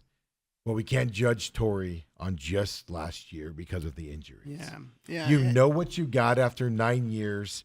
We all know what we got after 9 years. Why do we keep selling that narrative on that side of things? And that goes back to what I said. They just need to come out and be more decisive. They were very decisive, Bruce. They decided to keep them immediately. It doesn't get more decisive than that. Yeah, look, you've had him for this. He'll be going into year 10. Yeah. There's no surprise. You know who he is. You either extend this man or you give him his pink paper. I'll just end it by saying this: the Diamondbacks have their yes man, and that's Torrey. He'll do whatever, obviously, the GM wants and the group of consultants wants, the analytic guys want. It's very hard to move on from somebody that does what you want and then takes the arrows for you. That's how I'll leave that. Any other Diamondbacks talk or anything? We're going to include you in our picks here. Is that cool? Okay. Are you ready for this? Let's do it. 10 a.m. today, Detroit at Cleveland. Tigers wild card round coming up here. Detroit. Big meltdown. Cleveland came in and won their way into this playoffs here. I got Cleveland winning this series. Obviously, best of 3, wild card round here. I like the format of it as well. Get it done quickly and see what happens. I got Cleveland winning this series. Well, look, if there was a team that was close to imploding the way the Mets did, it would have been the Detroit Tigers. Detroit would have been worse because 15.5 game lead would have been the worst explosion. But they held on. They're a playoff team, and so you know what? I'm going to take the Tigers. You're going to go Tigers on that one. All right, perfect. That first pitch is in what? 10 o'clock. 45 minutes. Yeah. 45 minutes. They're getting ready to go. Again, I don't think that all of a sudden one day goes away after the regular season, that horrendous slide, and there's going to be a brand new team. They're going to be motivated. They're going to be like, that was just a joke. I'm going to take Cleveland. Could you imagine they wake up today, they dominate this and win by 40 runs at each time, right? Then you got San Diego, Chicago. I'm excited. Who'd you take? I took Cleveland. Cleveland. Okay. Yeah. Hey, thanks for paying attention, Dave. We got San Diego and the Cubs here. Noon first pitcher. I'm excited for this series. This is probably, other than the next one we're going to talk about, this is probably the next wild card series that I'm super excited about here coming up. Well, I'll tell you what, the Cubs are America's team, so they'll be In their the team minds. that everybody's rooting for. Yes. But They're favorites, by the way. They're favorites in this series. Well, I'm gonna tell you, yeah, absolutely, no question. I think I like in the National League, I like the Padres roster next to the Dodgers when the Dodgers are healthy. So give me the Padres because I like their roster. Brucey, I think you're the only person as old as I am to remember. Do you remember the 1984 Padres Cubs series? Rick Sutcliffe was pitching, and the Cubs had a magical season, and they're up 2-0 on the Padres, and they ended up losing 3-2. It's like it was yesterday because I grew up loving the Cubs. Boy, it's just I love the Cubs more when they lose. I think they're lovable losers. I agree. But I would agree with Coop that the Padres have the better roster from top to bottom. But give me the Cubs. Just to be different from Coop. Yeah, he likes to do that. I agree. I think the Padres starting pitching is going to be the difference in this. I mean, they have the better talent, the Padres do. I think their starting pitching is going to be the difference in this series, to be honest with you. In a 3-game series, if it was 7, it might be a little bit different. But in a short series, Padres, not just their starters, but then their bullpen, they added some really good guys at the trade deadline. Oh, yeah. I think the Padres are going to easily get through the Cubs here. But I think this is going to be a fun series. And it starts off in Chicago, no less. Yeah. So that fan base is going to be a little crazy there. The other series I'm super looking forward to, 3 p.m. today, Boston Yankees. In this series, Boston can win this series. I'm going to be clear on that. They can come in here and win it. The Yankees are going to do it, though, because of the manager. Yeah, Boston has played really well down the stretch. And you talk about it, you always look for those teams that they played their way in. Yeah. And so they're one of those teams. But I'm going to tell you something. As much as I don't mind seeing the Yankees lose, man, they have a murderer's row type, and there's a former Diamondback that is really I think you mentioned him a couple times today. Yeah, has made it. Is Aaron Judge going to be a playoff Aaron Judge, or is it going to be regular season Aaron Judge? I know that. I'm gonna take the Yankees. Only reason I lean Yankees in this one because I believe with the hotness of the Boston is here's the other side of it. Yankees have had a lot of pitching injuries this year as well. You know what? They made the playoffs. They're not blaming their starting Garrett Cole going down before the season starts. They're not blaming injuries for they're not winning that division this year like the Diamondbacks are doing. Dale, who do you got? Well, they also have a $300 million payroll. Just for that, I've never liked the pinstripes. Give me the Red Sox. And then Cincy Dodgers. I mean, congratulations. The manager of the Reds should be the manager of the Diamondbacks today. It should have happened last year as well. He's one of the best managers of all time. Love him to death. Arizona guy as well. Took this young team. Dodgers, they're saying Ohtani could go in Game 3 if they need him, if it's necessary there. Since he's had a great run, made the playoffs this year. But enjoy your couple games here and then go enjoy your offseason. Dodgers are running away with this. Yeah, I don't want to say the Reds backed their way in, but they earned their way in. Yeah, no, they earned their way in. Yeah. And so I will say this: is Will Smith healthy? Define healthy. He can play. He can play, but I don't know how. That's my problem. Mookie Betts in and out of the lineup all year. There's a lot of issues with the Dodgers. I just think the pitchers, this limelight. Blake Snell starts tonight against Hunter Green. And did you say Kershaw's not even on the playoff roster? Not in this round. They readjusted. He's not on their playoff roster? They took him off the roster for the wild card. Whoa. Well, because they wouldn't need him. You only need 3 starters, technically. So they wouldn't have needed him. Well, I thought he had moved to the bullpen. Well, that's what they're going to do, yeah. Move him to the bullpen for the thing. But not in this round, yeah. Well, that makes 0 sense. Have you seen the Dodgers bullpen? They have every give the Diamondbacks credit. I mean, it's hard to build a bullpen when your counterparts are 6 hours away. Have every bullpen guy in the decency in the league. Well, I'm taking the Dodgers anyway, but I don't understand the unless they added him late, they were not putting him on. That makes 0 sense to me. Yeah, you don't need him in this round. They're gonna dude. You never know when you're gonna need him. That's the problem. Well, here's the other thing. Clayton Kershaw's been terrible in the playoffs. He's like Aaron Judge on the mound. I mean, that's the other thing. Maybe you don't want Kershaw to go this round. Yeah. From that side, yeah, he won't be. He's not on the Dodgers roster. It's just a wild card. He could be added next time and stuff like that. But they were talking about moving him to the bullpen. Ohtani said he would be willing to go to the bullpen as well if needed to go. Now, right now, like I said, he's scheduled for Game 3 if they need it. Well, Ohtani is, look, but they're yeah. going to go Snell and Yamamoto, and that's Yeah. all, and it's going to be Yeah, it's gonna 2-0 be done. sweep. That's what I think on the Reds too. Dale? Don't you remember that 2 years ago the Dodgers got swept by some team? Well, the year before, Yeah, did they get I swept love by the it. Padres Hey, in the NL? Hey, I love that 2 years ago. Yeah. That was one of the. And look, it didn't to me after the Diamondbacks had swept the Dodgers. After beating the Brewers, I said, look, it doesn't.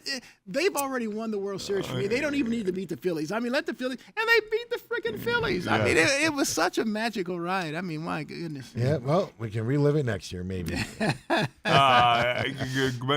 ahead and give me the Dodgers. I think the Reds extend or exacted way too much energy to try and get to where they are. Well, I want to see. I just forgot his name. The superstar for the Reds, shortstop that throws the ball 100 miles an hour. Oh, I want to say Del Castillo. De La Cruz. De La Cruz.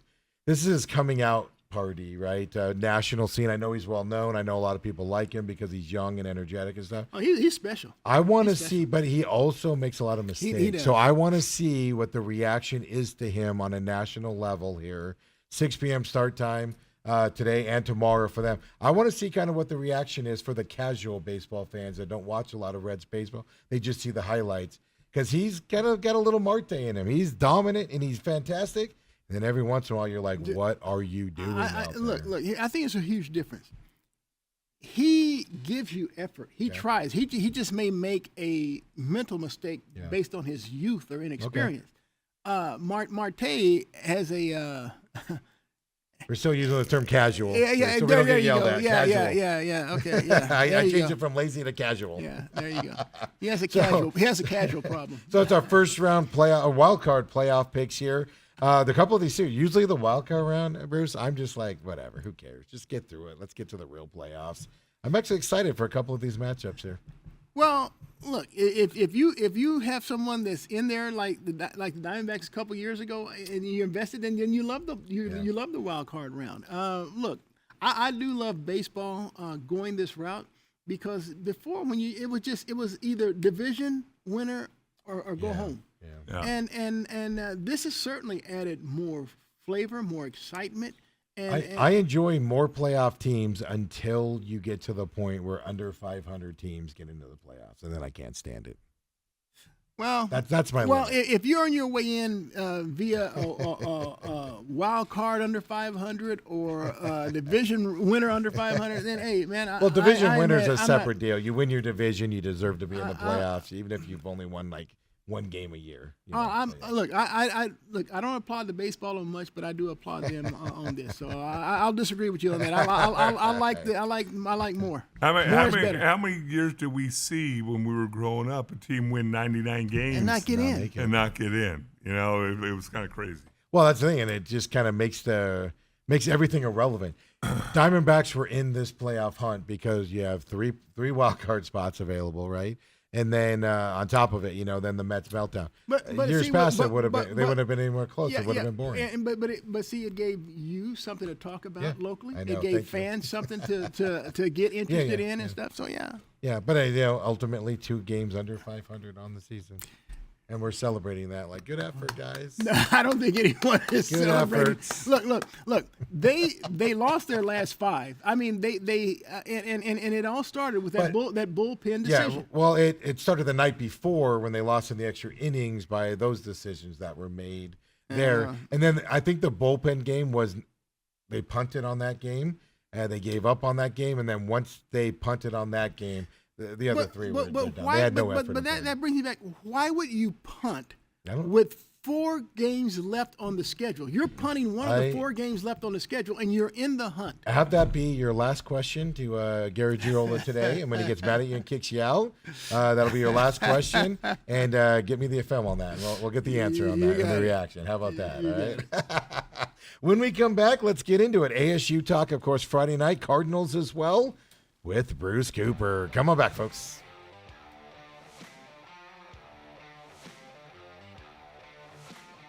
And we're back here. We should record the breaks here and the arguments during the break as well.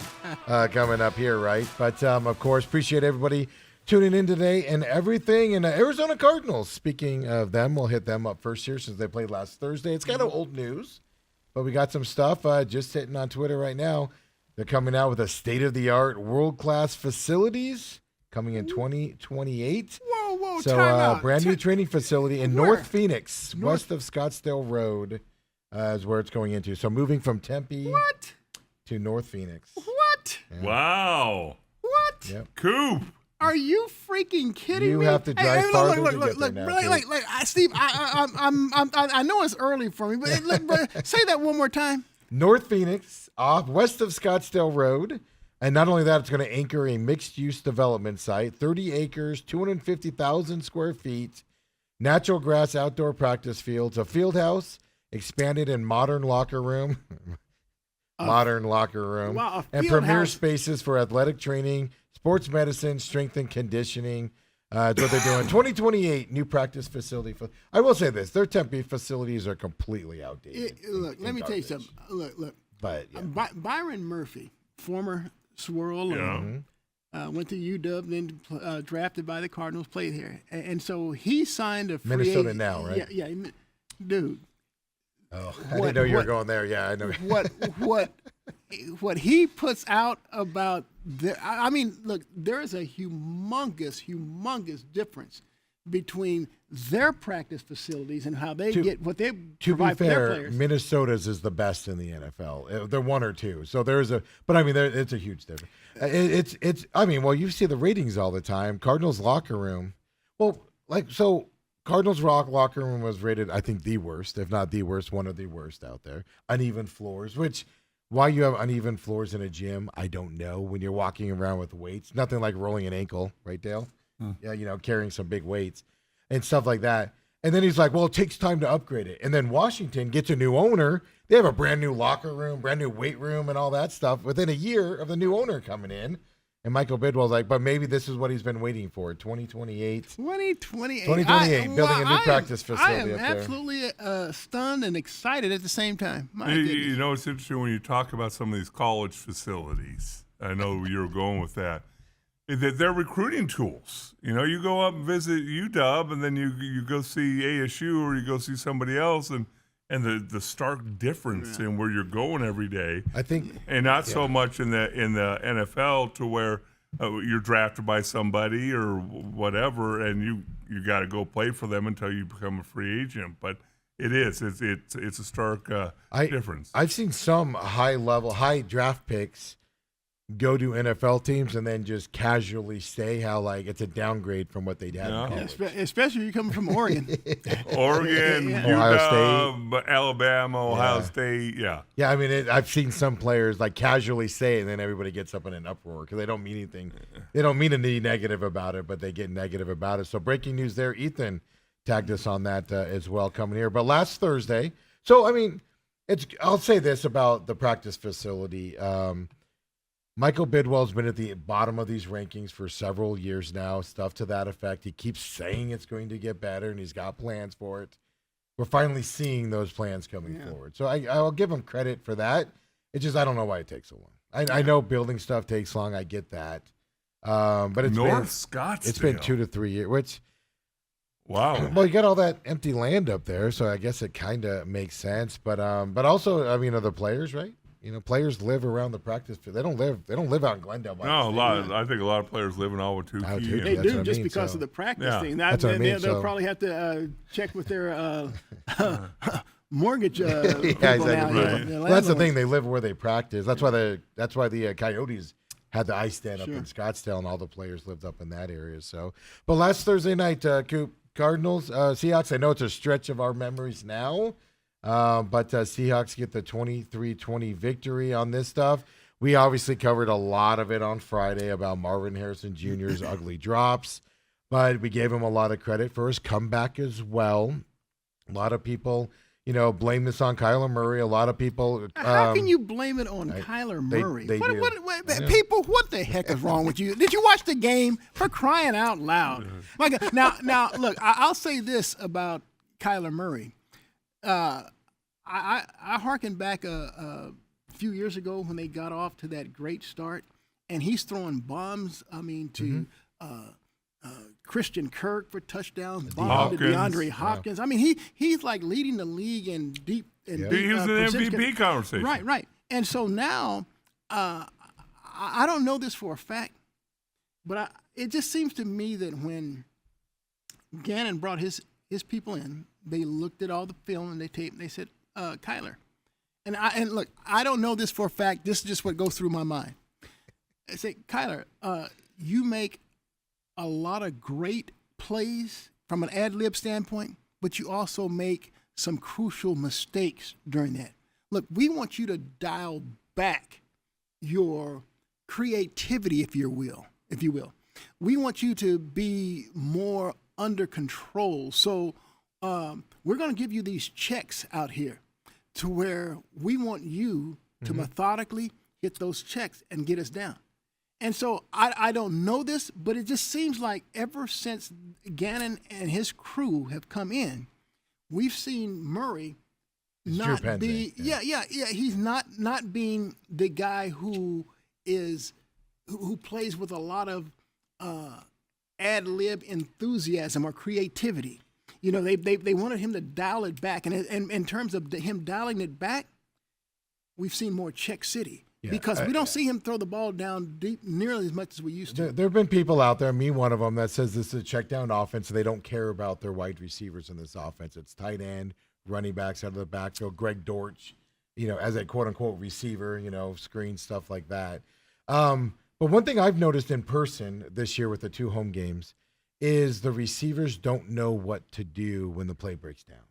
And it's not just Marvin Harrison Jr., it's other receivers. Like everybody else, you have one guy go, one guy runs towards the run, comes back to the quarterback.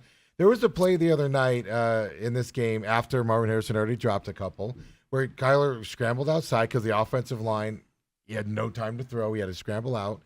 And he went like this. He literally went like this. It was Marvin Harrison and Wilson were underneath him. And he was telling Marvin Harrison to go deep. Marvin Harrison stopped, looked at him, turned around and went to run. A defender was in front of him and just stopped. And Kyler Murray had to run out of bounds. It's like they don't know what to do in those and that was an emphasis this offseason. The Cardinals said they're going to focus on those broke-up plays. I'm not seeing it.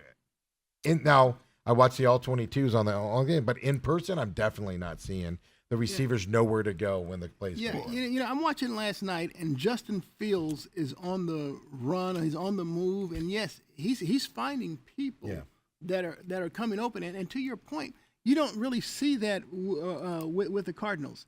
I think probably Trey McBride is probably the best at trying to find an open area. They're double covering him, triple covering him right now. And so I would agree there. But look, I hear Jonathan Gannon talk about, we need more explosive.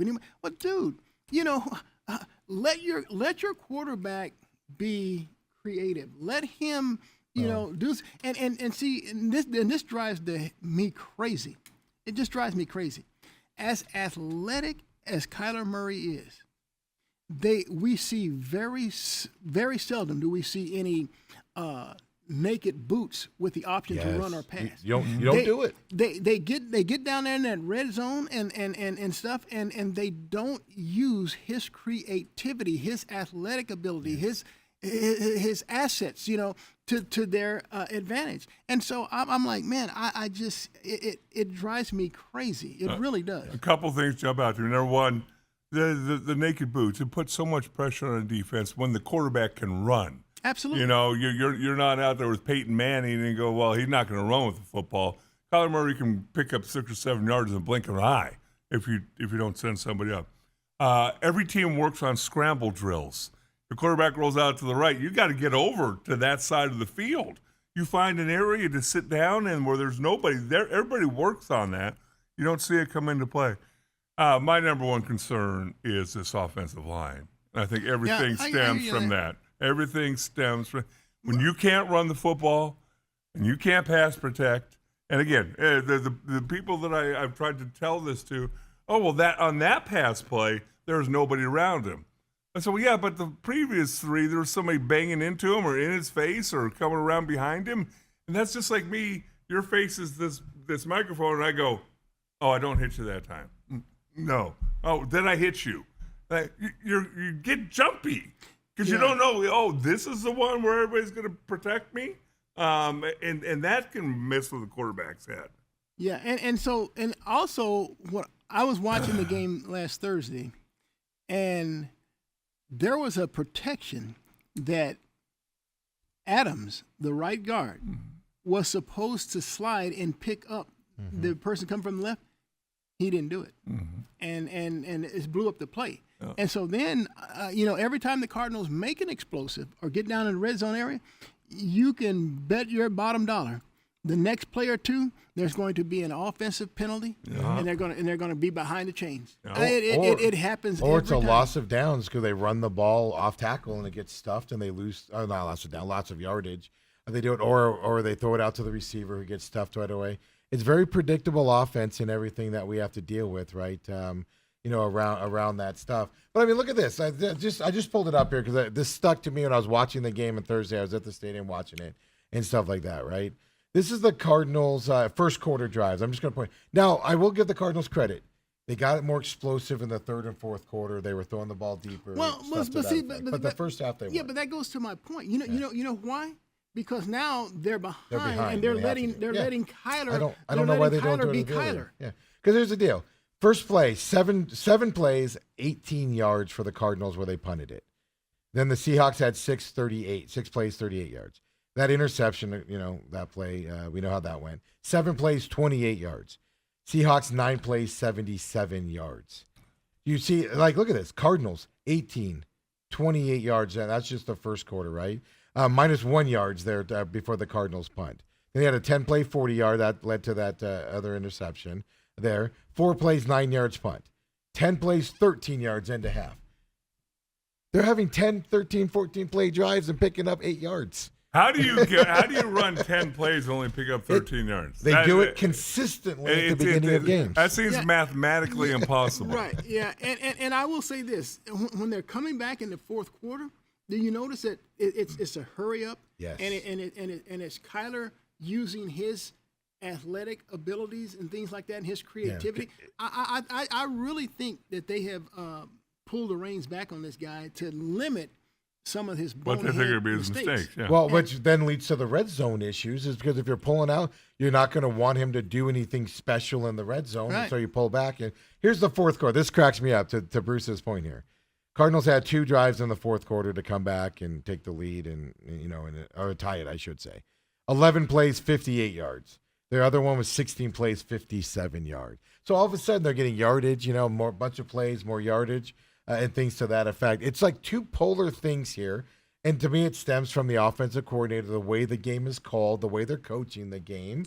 There's a lot of pushback on that from a lot of people for some reason, and I don't get it. It's right in our face. Right in our face. Did you guys notice the fact that Pensing has gone from the little card to a little bit bigger card? It looks like there's some pictures on it, though. I firmly believe that because Jonathan Gannon's changed his stance as well about play calling. Remember, he was like, I have no issue with it. And then he kind of walked it back that week. Then after the Seattle game, what did he say? We would need more explosive plays in this offense. Yeah. So there's things behind the scenes going on with Drew Pensing where they're like, look, man, figure this out. Because this is not working, which is a positive sign, I think. Yeah. I know you guys would have beat the Marvin Harrison drum to death. Well, give us your thoughts. But look, when I saw him drop the ball that went off his hands and it was intercepted. Yep. Bobbled it 3 times. Yeah. Dude, and he only had, 1 catch for 8 yards in the first half? Yeah. I think when he caught that touchdown, and here's the deal. He went up and he high pointed it, and he caught the ball. It was the closest. He didn't allow it to come into his body or against one of the best defensive backs in the league, Witherspoon. But more importantly, I saw a stat. It was the closest defended play all season long on a touchdown pass.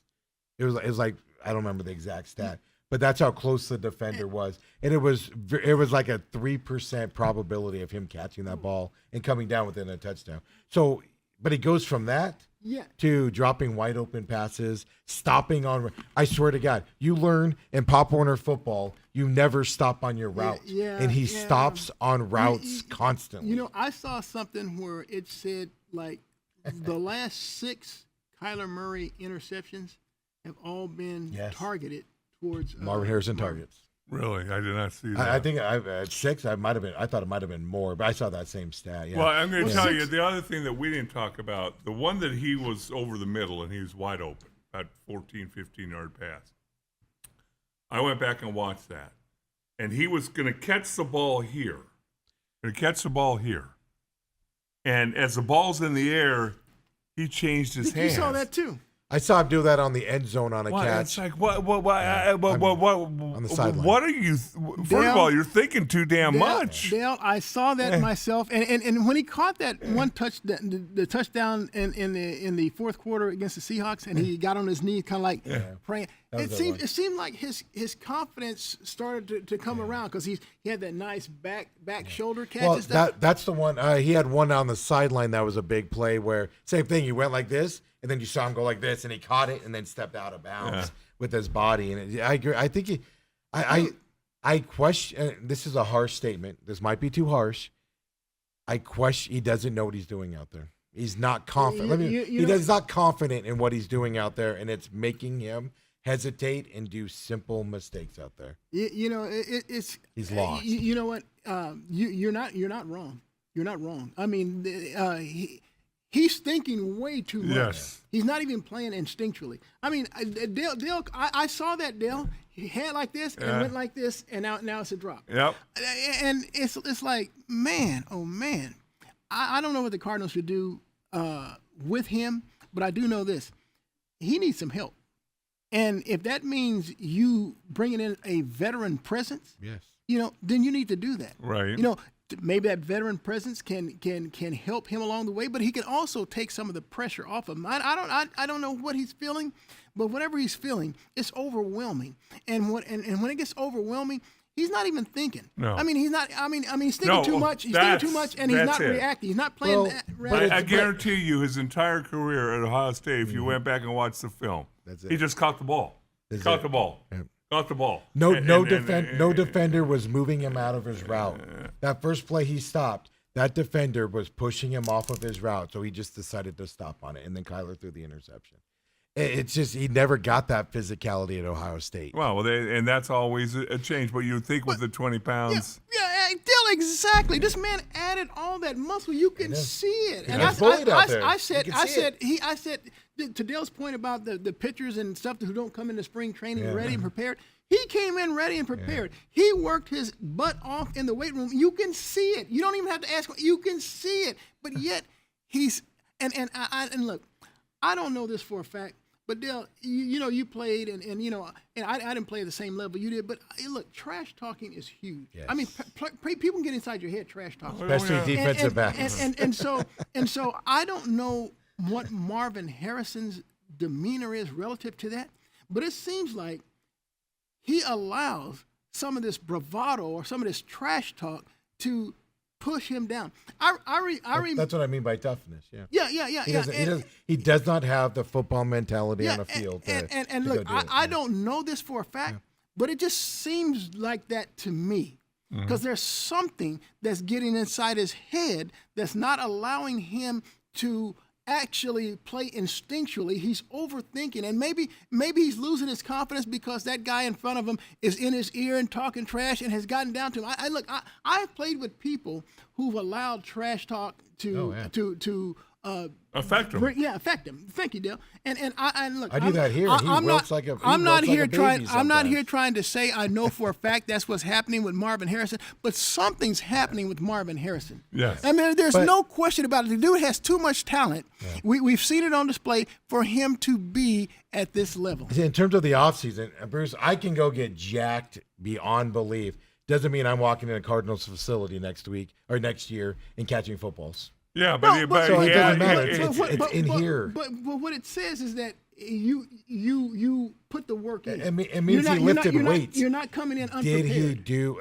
I can tell you this: he worked out with Kyler Murray in the offseason in those receiver quarterback camps, and they look more lost today than they did last year. Well, and here's the deal. So again, it brings me back to what's getting inside his head. And the only thing I can go to is that defensive backs that he's going to. They're just chirping. You know, well, the way I look at it, Coop, I think everything with him is mental, and I obviously you can cross pollinate with sports. I like it when you compare it to golf, just head space. The fact that you miss a 3-4 foot putt, guess what? You step over that next 3 or 4 foot putt, you're thinking more. Not, hey, I've made 1,000 of these. You're going, hey, I missed that last one. And then if you happen to miss that one, now things start piling up on you, and it's here because his physically.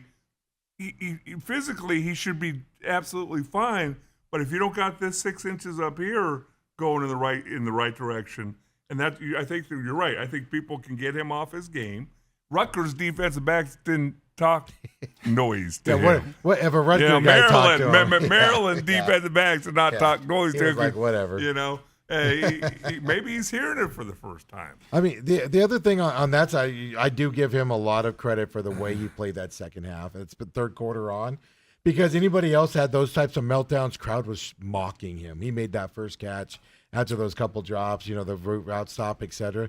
Crowd was mocking him, and he was able to get in there, catch the ball, and catch that touchdown, be prevalent in the game. So maybe that mental toughness, now that he's broken through, maybe that's his guide forward. Hopefully, is what hopefully you build on that. Yeah.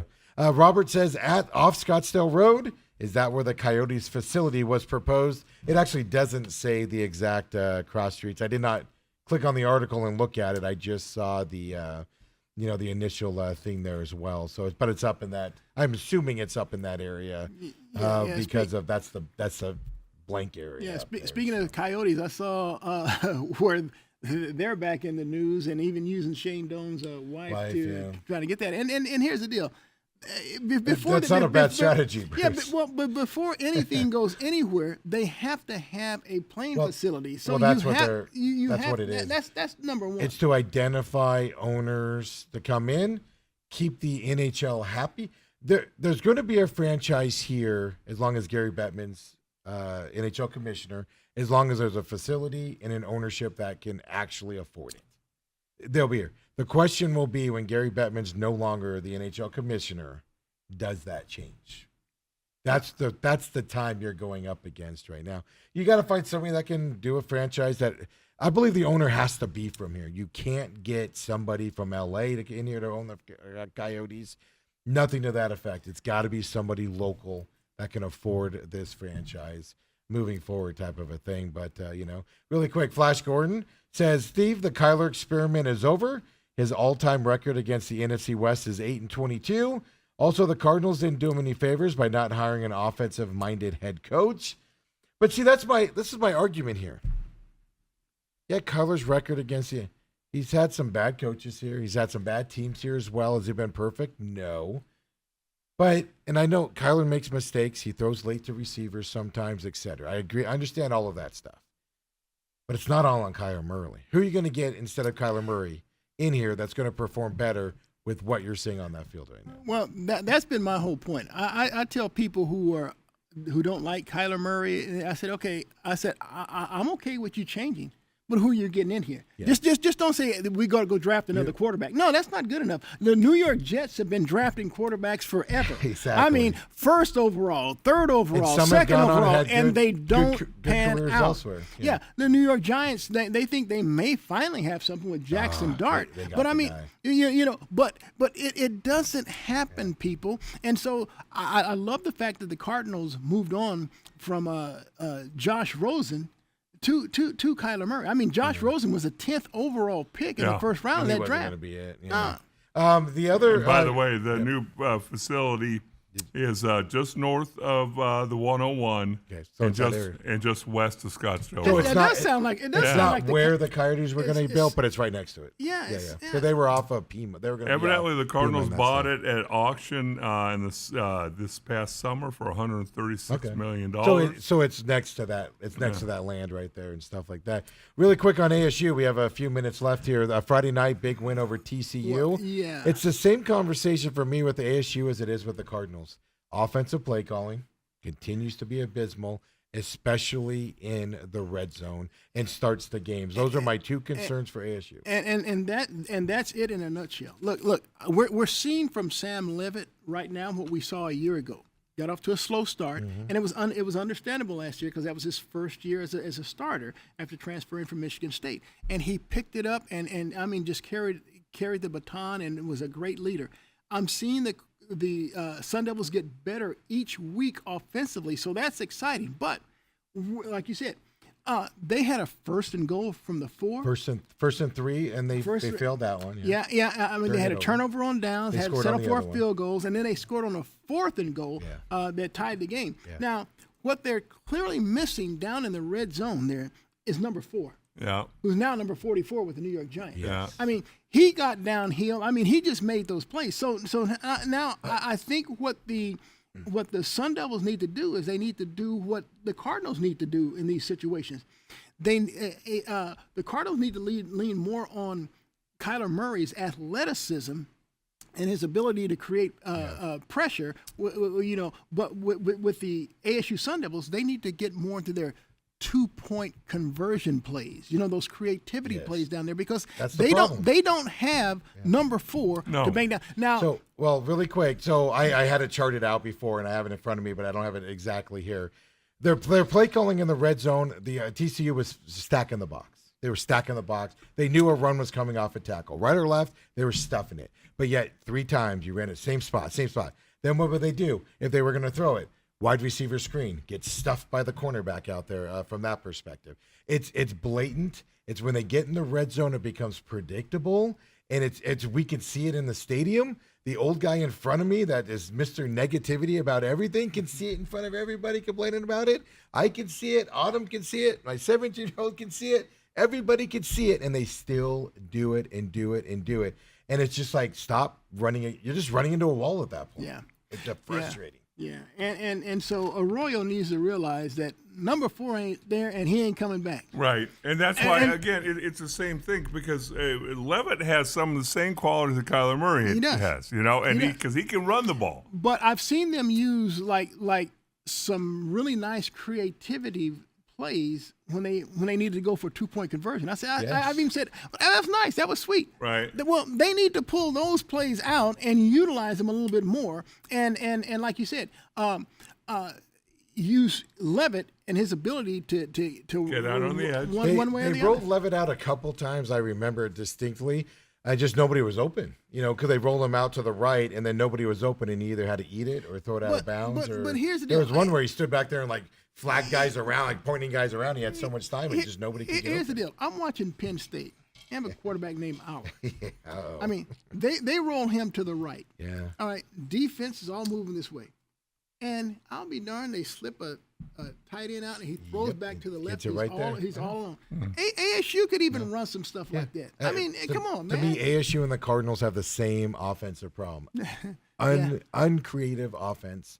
And it's frustrating. I will say this. ASU wins these games, which is unbelievable that they continue to win them. Well, ASU, they're starting. What I loved in the game with TCU, they started using a lot more different receivers aside from Tyson. I mean, They're finding other guys. the big long bomb to Jaron Hamilton, and what a great catch along the Is that sideline. his first catch? I feel like that's his first catch of the year, by the way. It may have been because they don't really target He him. dropped a big one. The last home game, he dropped a big one, or the last game, he dropped a big one. But that was the first time where I went, "Oh, good, he's there." Yeah. Eusebio, of course, is making a name for himself. they use McLean, and Seven got hurt. I don't know what his status is, Yeah. the tight end there. But I know it's just frustrating that have different problems. Football teams. Why do we have the same problems? Have something different. I will say this: Brian Ward, ASU's coaching staff. I think the coaching. we went into this offseason, we'll wrap up with this, coming into the season where the coaching staff, Kenny Dillingham, kept talking about not reading your press clippings, keeping everybody humble.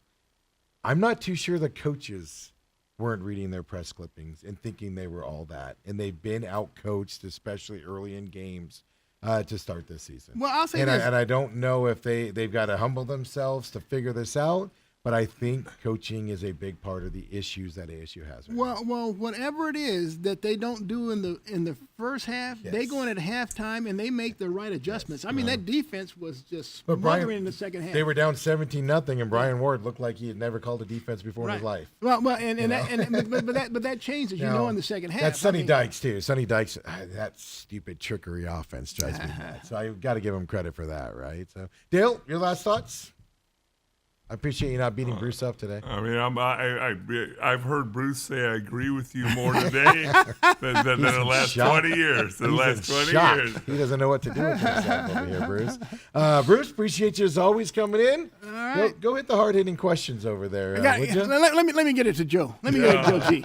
Hey, if you see Derek Hall or anybody over there, just give me a call. I'll sneak over there and I'll pepper questions from the distance on those guys as well. But I appreciate you coming in as always. See you next week as well. McCollum on Business is going to be around noon today, just to let you guys know. Then we'll keep it rolling from there. So come and join me there. Otherwise, we'll be back tomorrow as well. Coach Sheehan from Scottsdale Christian Academy joins us as always. And appreciate everybody joining us. We'll see you later, everybody.